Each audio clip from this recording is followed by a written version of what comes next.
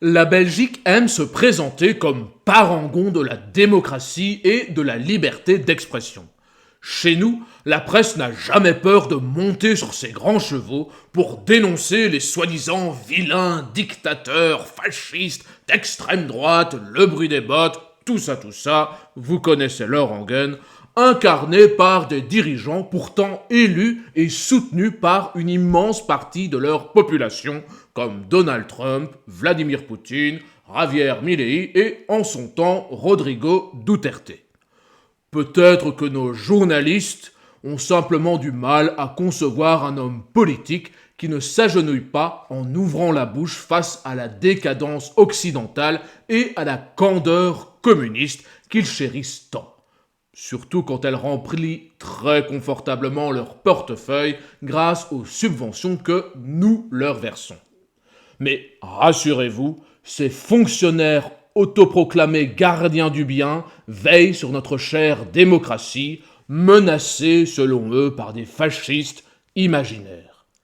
Mais étrangement, dès qu'un journaliste belge fait le travail et montre le réel, ce qui est assez rare pour être souligné, il se retrouve quasi immédiatement sous enquête. Sa déontologie est remise en cause, son honneur est piétiné et on tente aussitôt de décrédibiliser et de censurer son travail.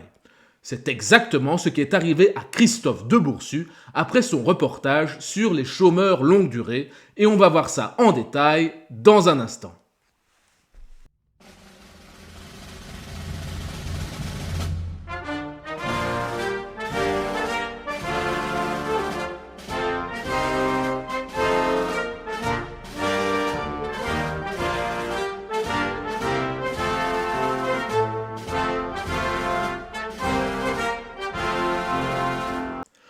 Comme dit en intro, cette vidéo fait suite à l'analyse qu'on a faite sur la chaîne du reportage du journaliste Christophe Deboursu sur les chômeurs à vie, vous avez bien entendu le lien en description.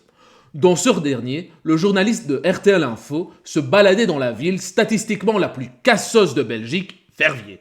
Et il partait à la rencontre de personnes pour qui l'idée même d'arrêter une seule seconde d'être un parasite vivant à 100% au crochet du contribuable belge, alors réduit en esclavage pour entretenir l'oisiveté de son maître passif, était insupportable. Visiblement, le réel et la vérité ont pas mal dérangé au sein du cheptel électoral de Paul Magnette et Raoul Edebeau, et le journaliste se retrouve aujourd'hui au milieu des plaintes et d'une enquête officielle, comme par hasard. Analysons cela à travers l'article suivant. Allez, commençons la lecture. L'émission Je vous dérange de Christophe Deboursu consacrée aux sans-emploi visés par une enquête. Selon l'ADH, le CSA ouvre une enquête après avoir reçu une centaine de plaintes, on se demande d'où elles viennent, suite à la diffusion de Sans boulot, tous fraudeurs ce vendredi 7 novembre. Vendredi dernier, RTL TVI diffusait Sans boulot, tous fraudeurs, un nouveau numéro de l'émission de Christophe Deboursu, Je vous dérange. Si l'émission a réalisé de très bonnes audiences en rassemblant 413 000 téléspectateurs, elle est maintenant visée par une enquête du CSA selon l'ADH. Dans ce reportage, Christophe Deboursu partait à la rencontre de chômeurs. Pour ce faire, il s'est rendu à Verviers.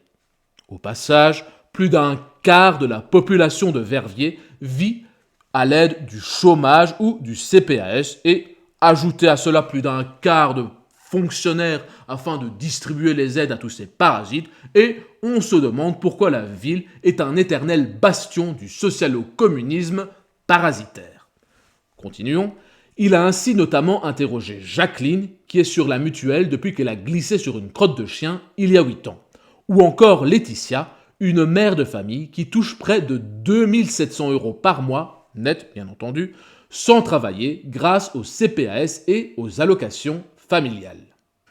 Donc, concernant le cas de Jacqueline, il faut aussi préciser que cette dernière, d'après ses propres mots, est parfaitement apte à travailler dans n'importe quel emploi de bureau, vu qu'elle dispose de toutes les qualifications et diplômes nécessaires. Mais toujours d'après ses propres mots, elle est bien plus tranquille à rester chez elle et ne se voit pas se lever avant 10-11 heures, vous comprenez, elle vaut mieux que ça. Il faut aussi ajouter que, en plus de sa pension à vie de grande rescapée de glissade sur déjection canine, elle jouit de soins gratuits, d'énergie à très bas prix, d'un logement au loyer extrêmement modéré et d'une place de parking handicapée réservée en face de chez elle. Une vie bien plus confortable que celle du couillon belge moyen qui prend la peine de travailler et de ne pas être un poids pour la société. Le cas de Laetitia est tout aussi révoltant. On a une dame qui est tombée enceinte à 18 ans et qui, depuis, n'a jamais travaillé un seul jour de son existence. Par contre, elle a fait le choix d'enchaîner les partenaires pour se retrouver aujourd'hui mère célibataire de 3 enfants, aucun père à l'horizon, évidemment, tout en vivant au bénéfice des impôts très élevés payés par les autres citoyens belges. Et le seul effort qu'elle doit fournir pour conserver sa montagne d'avantages, 2700 € net par mois je vous le rappelle, est-ce que vous avez gagné ça pour votre premier travail? Je me le demande. Donc, sa montagne d'avantages, la récompensant d'avoir écarté ses cuisses si souvent, c'est d'envoyer une lettre de motivation à la piscine de son village et d'attendre qu'on lui réponde que, malheureusement, ils n'ont pas perçu la motivation dans son regard de biche et que par conséquence, ils n'ont pas besoin d'elle pour faire le ménage ou je ne sais quel autre service bidon. C'est ce genre de cas qu'on nous présente comme des exceptions légendaires alors que tout le monde en croise à longueur de journée en train de glander et profiter de l'existence alors que vous vous cassez la santé à travailler. Et c'est aussi ce qui explique en partie la fiscalité communiste que nous subissons tous en Belgique, celle qui fait que notre salaire net est si bas par rapport à notre salaire brut. Allez, continuons. Des témoignages qui ont suscité de vives réactions sur les réseaux sociaux. Nombreux sont en effet les internautes qui estiment que le programme met tout le monde dans le même sac. C'est un peu frustrant quand on met en avant seulement des cas extrêmes qui donnent une image biaisée. La réalité des personnes qui galèrent vraiment, qui ont des handicaps ou qui font tout pour s'en sortir, elle est moins médiatisée, peut-on lire sur Facebook comme le relaie l'ADH. Alors oui, le reportage a fait énormément jaser dans les chaumières, mais la majorité des réactions viennent de contributeurs nets aux impôts, ulcérés de payer pour des parasites qui vivent bien plus confortablement qu'eux, alors que leur seule contribution au genre humain, c'est d'être des estomacs sur pattes, se contentant de manger, chier et vivre des allocs payés par les producteurs de valeur. Les seules réactions négatives que j'ai pu voir, ce sont des communistes dégénérés qui parviennent encore à justifier la fraude sociale avec leurs arguments d'enfants de maternelle. Mais oui, mais il y a de la fraude sociale, mais c'est pas si grave, regardez, il y a de la fraude fiscale, 30 milliards. J'en ai marre de cet argument de débile congénital. La fraude fiscale, la plupart du temps, ce sont des entrepreneurs qui jouent selon les règles du jeu afin de payer le moins d'impôts possible à un État communiste décadent. Dans tous les cas, il s'agit de leur pognon et le communiste crasseux qui chiale sur les réseaux sociaux n'a aucune légitimité pour leur dire quoi en faire. La fraude sociale, par contre, c'est notre argent qui nous est volé par l'État communiste afin de le filer à des parasites pour entretenir leur oisiveté. Allez, poursuivons. Des personnes interrogées dans l'émission ont également exprimé leur colère, rapportent nos confrères. Je souhaite exprimer mon indignation et mon profond désaccord avec la manière dont mes propos ont été présentés dans le reportage diffusé sur RTL TVI. L'interview que j'ai accordée a duré plus d'1 heure. Elle visait à expliquer la complexité des situations vécues par les bénéficiaires de l'aide sociale. Seules quelques phrases ont été isolées et sorties de leur contexte, donnant une image fausse et inacceptable de mon message, a ainsi écrit sur Facebook Gaëlle Denis, la présidente du CPAS de Verviers. Présidente socialiste, comme par hasard. Elle ajoute déplorer l'instrumentalisation de la misère sociale à des fins de sensationnalisme visant à flatter les instincts populistes et à promouvoir une lecture simpliste de la pauvreté, criminalisant les pauvres comme responsables éternels de leur situation. Ne t'en fais pas, tu es tout aussi responsable, sale fonctionnaire de merde.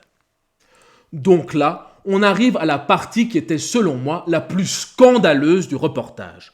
On avait une fonctionnaire, socialiste bien évidemment, qui expliquait dans le plus grand des calmes et sans jamais être inquiétée pour son poste très confortablement rémunéré de directrice du CPS de Verviers, à une bénéficiaire avie des aides sociales, comment contourner le système afin que elle et son compagnon, lui aussi un abonné à vie aux aides de l'État, puissent continuer à toucher leurs allocations en prétendant vivre séparément.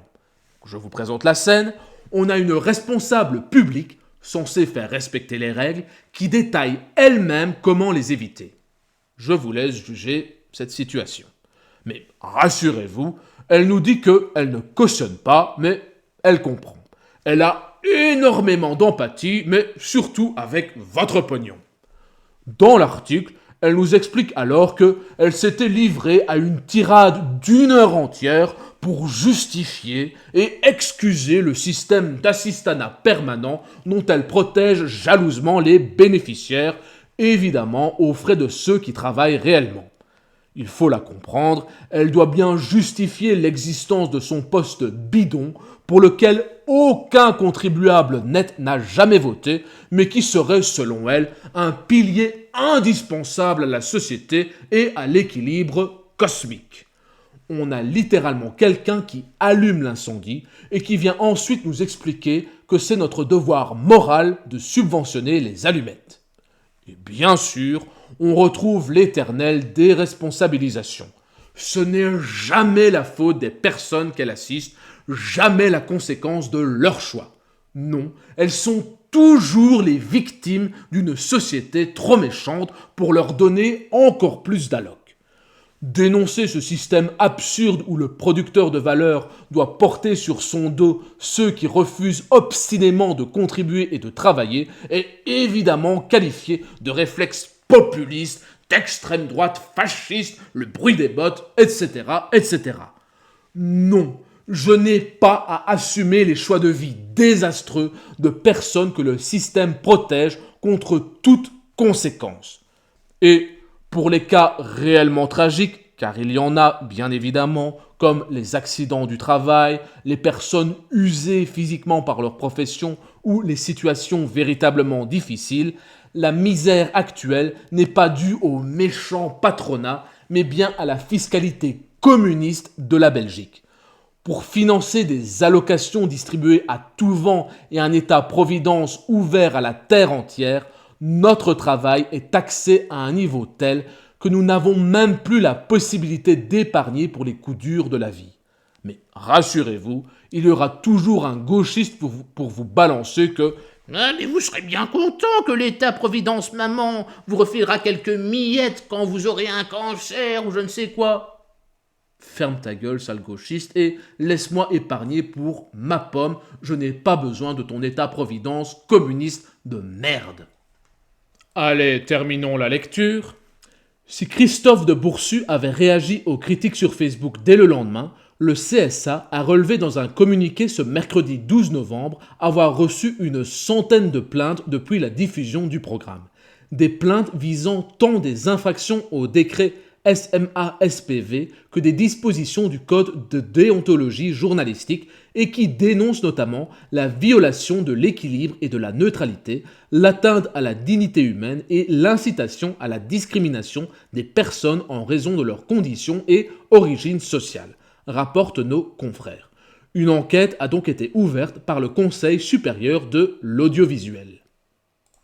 Et voilà, en Belgique, quand on dénonce le réel que tout le monde voit et subit, on a immédiatement droit à des petits organismes subventionnés par nos impôts et pour lesquels personne n'a jamais voté, qui accourent pour défendre les éternels assistés et parasites qui pompent notre énergie vitale. On reproche à De Boursu de ne pas avoir fait preuve de neutralité parce que la neutralité pour ces gauchistes, c'est de se vautrer en permanence dans la doxa communiste. les riches sont les méchants, les assistés et parasites à vie sont les gentilles victimes de la société, il nous faut plus d'État, plus d'impôts, plus de subventions et plus d'allocs, et surtout taxer les riches. Bref, tout média qui ne sert pas docilement de relais à la propagande socialo-marxiste est immédiatement criminalisé et classé comme extrême droite. Et au final, dénoncer les abus devient officiellement de la discrimination. On protège le voleur et on condamne le producteur de valeur à rester l'esclave de ses maîtres oisifs. Bon, on en a terminé pour aujourd'hui. En conclusion, ne baissez plus jamais les yeux devant un gauchiste. Balancez-lui les faits à la figure et regardez-le s'agiter pour tenter pitoyablement de justifier l'injustifiable. Il ne faut plus leur laisser le moindre centimètre dans la bataille des idées. Leur vision produit de la médiocrité, de l'assistanat et l'appauvrissement général. Et ce combat, vous le menez pour vous, mais aussi pour vos enfants, pour qu'ils puissent grandir dans un monde où ils ne deviendront pas les esclaves d'une idéologie qui récompense l'oisiveté et punit l'effort. La vidéo est terminée, likez, partagez, abonnez-vous à la chaîne pour continuer à remettre ces communistes crasseux à leur place et dites-moi en commentaire si vous aussi vous avez été traumatisé par les belles moustaches de Christophe de Boursu qu'on salue au passage. Et surtout, d'ici là, n'oubliez pas, la liberté, c'est avant tout un choix.